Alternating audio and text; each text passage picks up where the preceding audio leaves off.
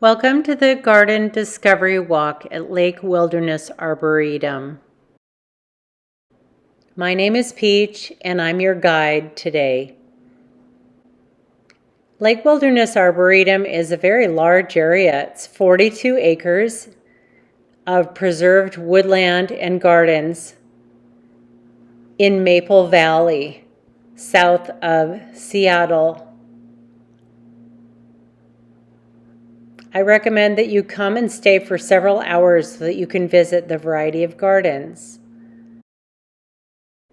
I recommend that you begin your visit by visiting the Woodland Garden. It's full of conifers, dogwood, currants, maples, and more.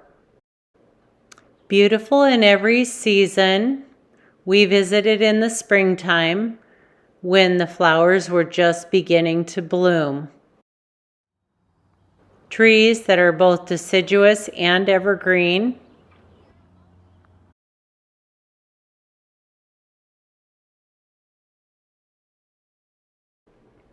And other shrubs and plants that have begun to get their leaves for the summer.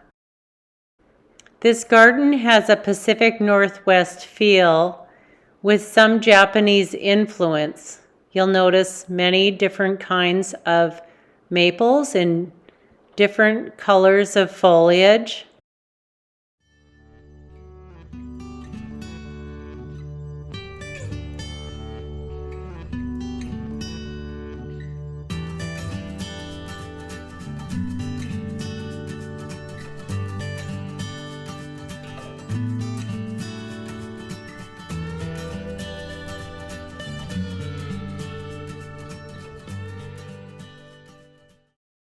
I've chosen to show labels of a variety of plants where they're noticeable.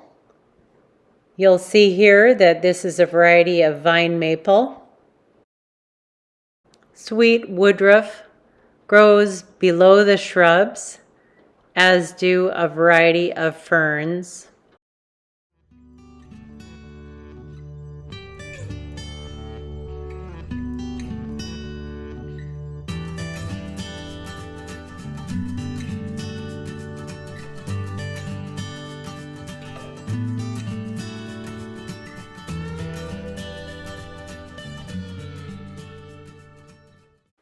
Many different species of vine maples exist here, interspersed within the forest and the perennial gardens.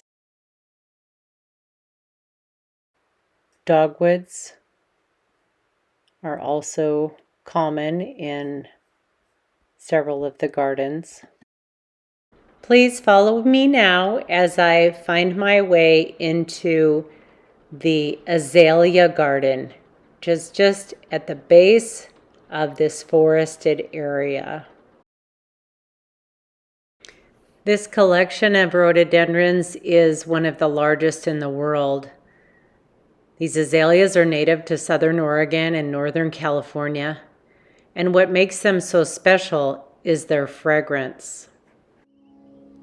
When they're in bloom, they can fill a whole area with a spicy, sweet smell. According to the Sunset Western Garden book, they're native to the mountains and foothills of California and Oregon. They can reach 6 feet tall and have clusters of funnel-shaped flowers between May and June. Their bicolor contrasts can range from white and yellow to shades of pink and orange, coral, and even red. The foliage is deciduous, meaning that it falls off and returns in the new season. The fall color brings bright red foliage. According to the Pacific Horticulture Society, the Western azalea is a rhododendron. Of special interest is that the western azalea, like many western shrubs, has the capacity to re-sprout from the ground if the top has been destroyed by fire, landslides, flooding, or other catastrophe, as long as the root system remains intact. It's the new leaves that are covered with oily glands and have a spicy, skunky odor up close. These western azaleas occur in foggy coastal scrub, inland around springs and seepages, and along creeks and rivers. It extends in elevation up to moist mountain meadows.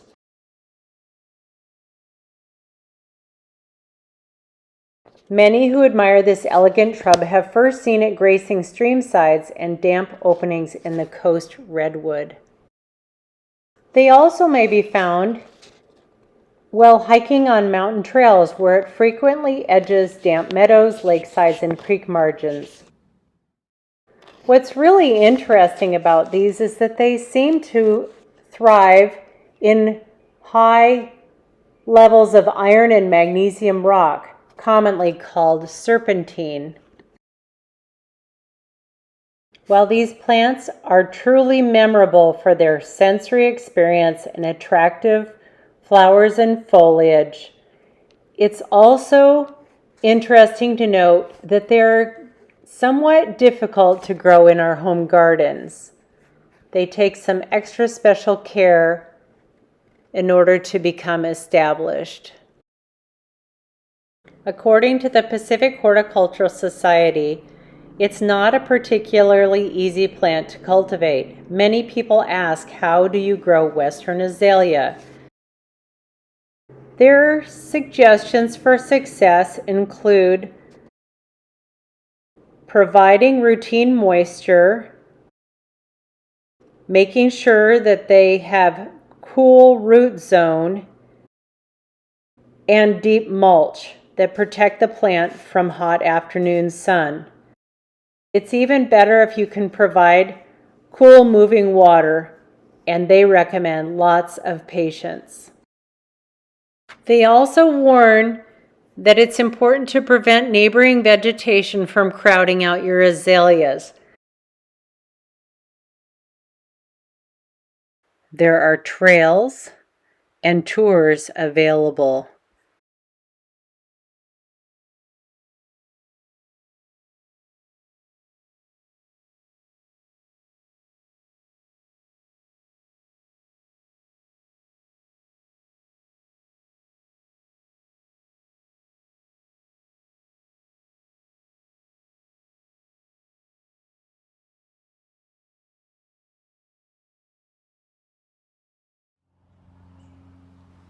In our wanderings, we were surprised to come across this large planting of red columbine beneath the cedar trees.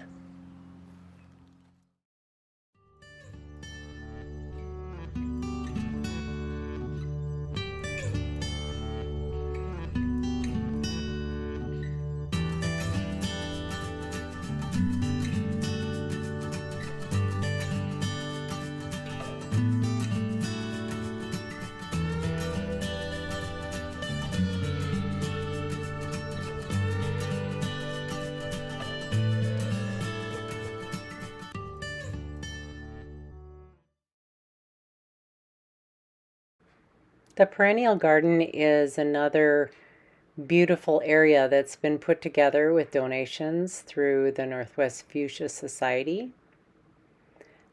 And what you'll see here are spring blooming plants. The fuchsias were not yet ready.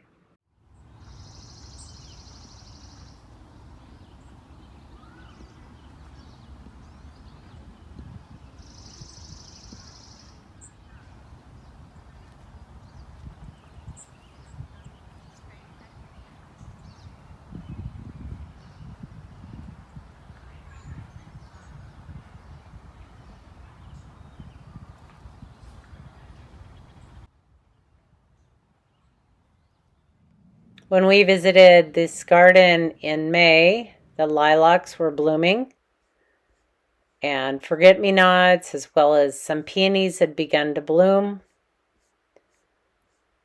A few daylilies and irises were up.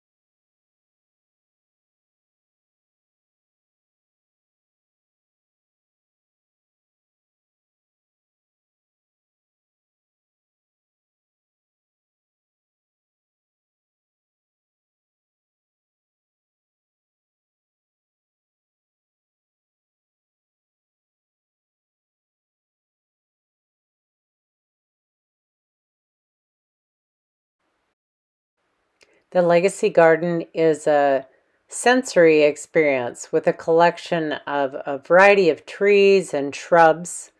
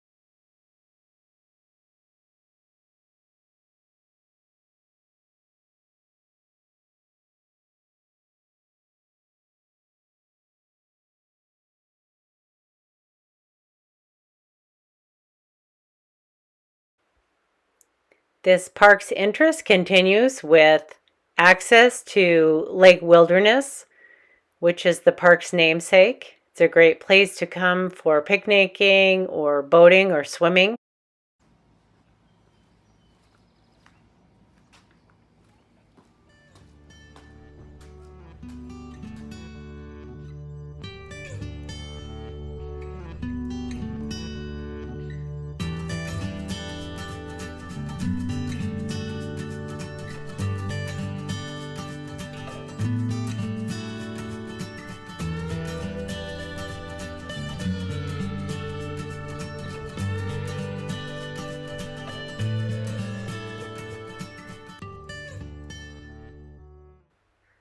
Thank you for joining me on this garden discovery walk. If you're at all like me, you'll be coming back here again and again.